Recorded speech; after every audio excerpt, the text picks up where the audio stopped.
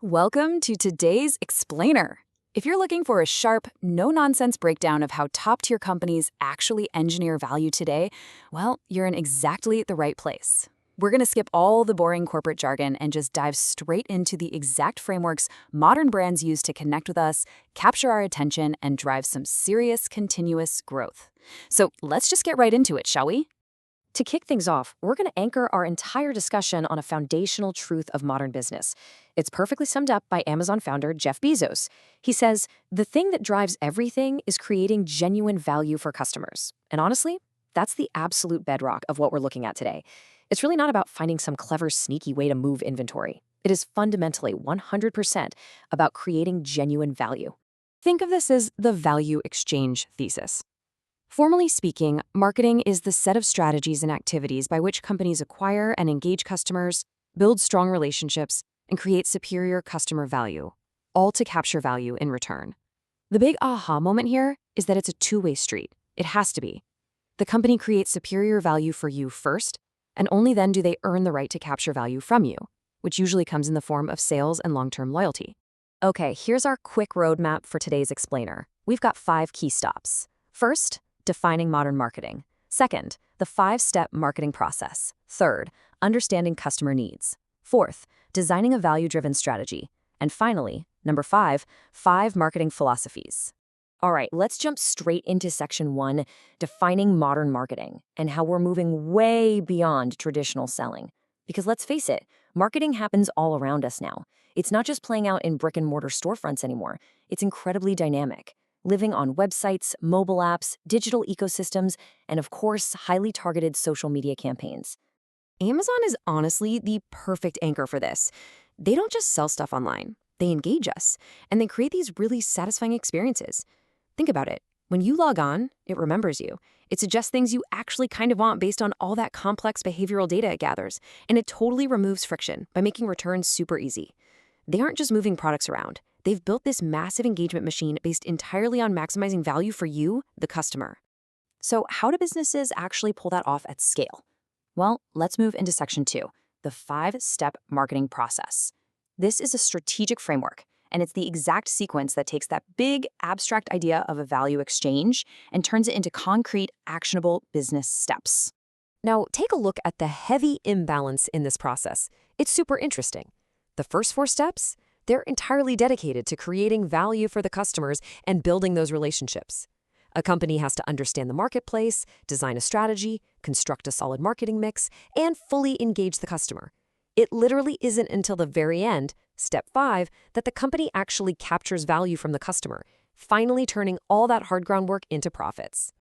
Zooming in on those first 2 critical steps, we see this absolute unbreakable sequence. Step 1 is understanding the marketplace and customer needs and wants. Then, step 2 is designing a customer value-driven marketing strategy.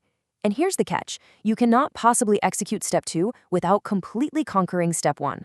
Everything, and I mean everything, starts with a deep, almost borderline obsessive understanding of the customer.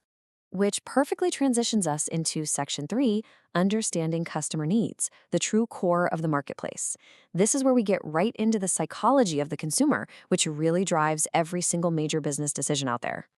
The absolutely crucial point here is understanding the difference between a need and a want. Sure, they might sound pretty much identical when we're just chatting, but strategically, totally different beasts. Needs are states of felt deprivation. You're thirsty, so you need hydration. Basic biology, right?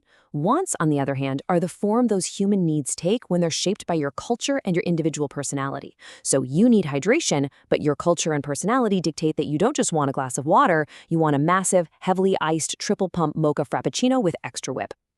And then we round out this trio with demands. Demands are simply human wants that are actually backed by buying power. You might desperately want that fancy coffee, but hey, if you only have 50 cents in your pocket, it's just going to stay a want. The exact moment you have the $5 to pay for it, boom, it transforms into a market demand.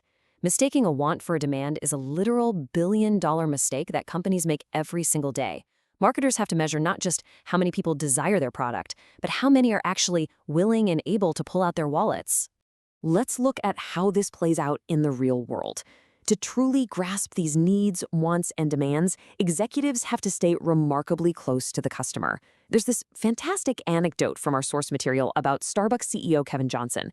He actually regularly spends time in local Starbucks stores, working the counter, brewing the coffee, wiping down tables, and just chatting with customers. Why do that? Well, because he wants to understand, in his own words, what it means to be human in a digital age. You just cannot pull that level of human insight from a spreadsheet in some corporate boardroom. Now, you probably heard of this classic business trap, marketing myopia. It's like that famous old saying that people don't want to buy a quarter-inch drill bit, what they really want is a quarter-inch hole in their wall. Myopia happens when a company starts paying way more attention to the specific physical products they're offering, rather than the underlying benefits and experiences those products actually produce. Basically, it's falling in love with your own product instead of the solution it provides to your customer. Once a company manages to avoid that myopia, they move right into Section 4, designing a value-driven strategy and figuring out exactly who to serve. This is the phase where strategy actually requires a whole lot of elimination. Because the absolute most critical question a manager must ask is simply this: what customers will we serve? You know as well as I do, you cannot serve everyone. If you try to be everything to everyone in today's market, you're just going to end up being nothing to anyone. Answering that big question requires two very distinct steps. First up is market segmentation. This is taking the whole market and dividing it into smaller segments of customers based on their specific needs or behaviors. Then you have target marketing, which is choosing exactly which of those specific segments you're actually going to go after. To put it simply, segmentation is slicing up the pie, and targeting is deciding which exact slice you're going to eat. So once you know your target market, you've got to have a value proposition. This is the definitive set of benefits or values that a brand promises to deliver. JetBlue provides such a great case study here. Their value proposition isn't something boring like, we fly airplanes from point A to point B. No, it is award-winning service from award-winningly nice humans.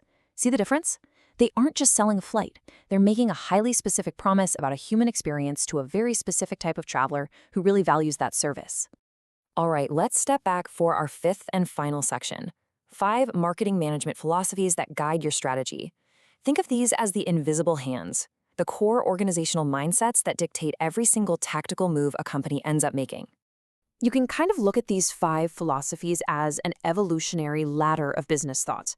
We start with the production concept, then the product concept, the selling concept, the marketing concept, and finally the societal marketing concept.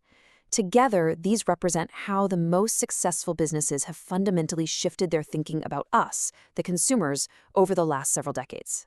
The sharpest contrast here is really between the selling concept and the marketing concept. The selling concept is your classic legacy make and sell philosophy.